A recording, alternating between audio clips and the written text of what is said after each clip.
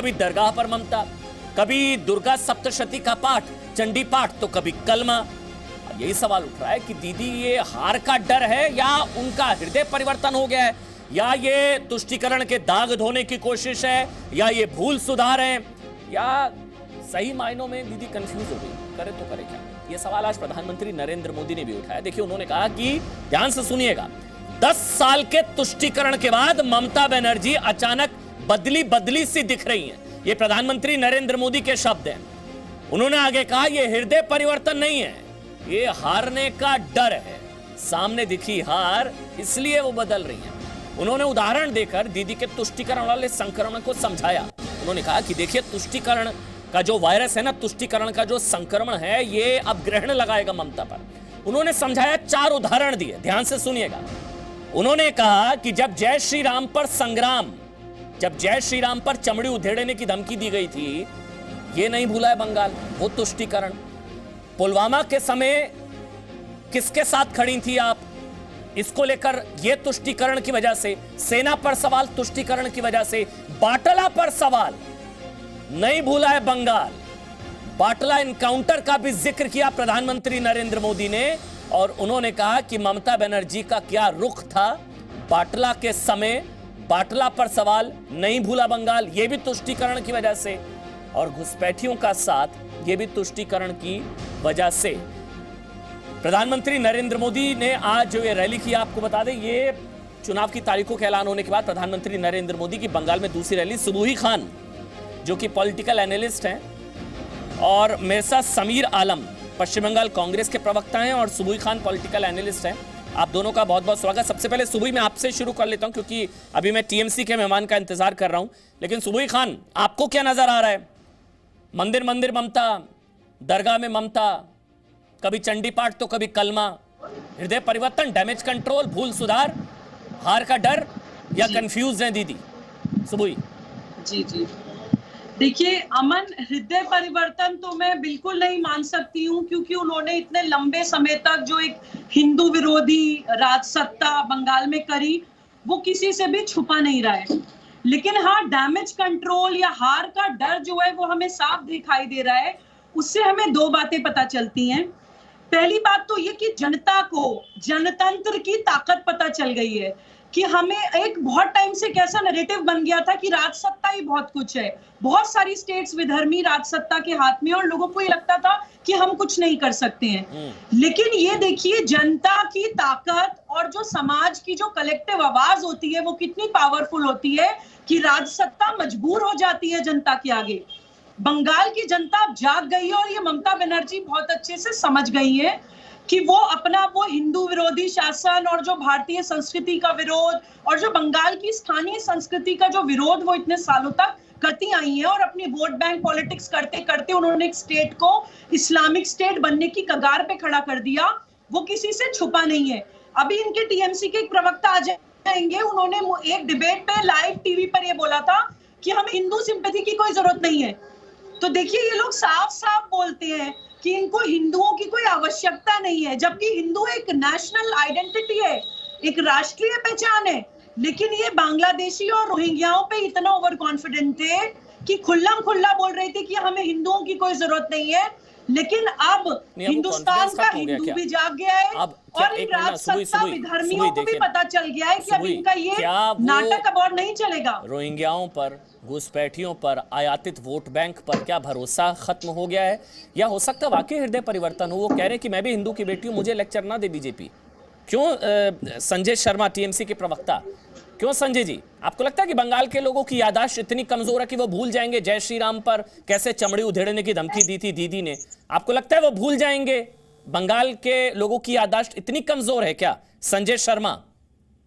बंगाल के लोगों की याददाश्त इतनी कमजोर भी नहीं है कि वो नोटबंदी के बाद जितने लोगों की डेथ हुई उनको भूल जाएं।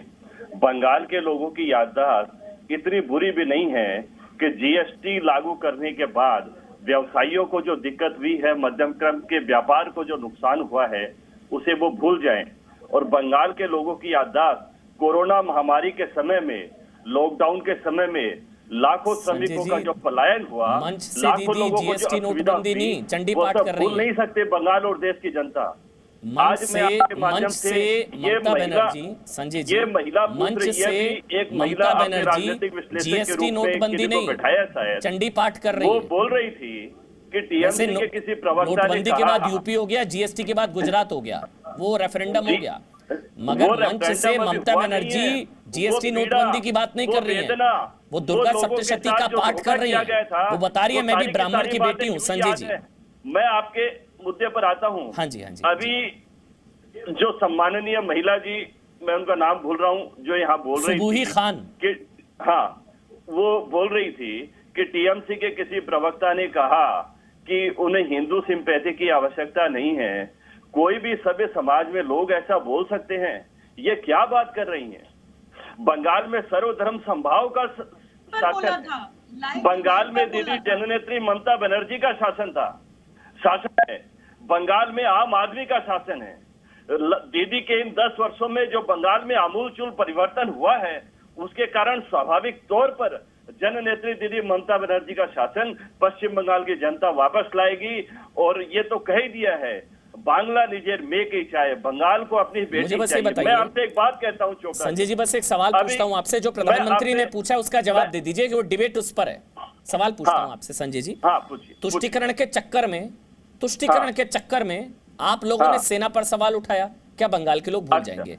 तुष्टीकरण के चक्कर में बाटला के समय आतंकियों का साथ दिया, क्या बंगाल के लोग भूल जाएंगे?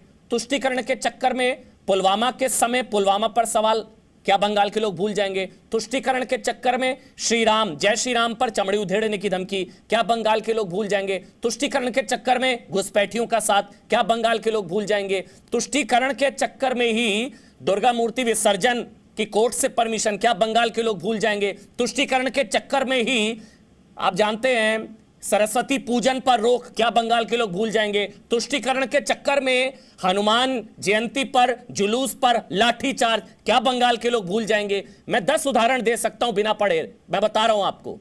क्या बंगाल के लोगों की याददाश्त इतनी कमजोर है क्या? मंदिर जाने से दाग धुल जाएंगे? संजय जी, अब आप है कि इतनी होमवर्क करने के बाद भी आप 10 उदाहरण दे पाए हैं।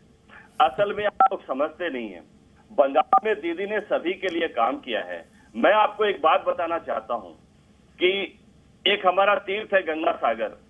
पहले गंगा सागर के बारे में कहा जाता था सारे तीर्थ बार बार, गंगा सागर एक बार।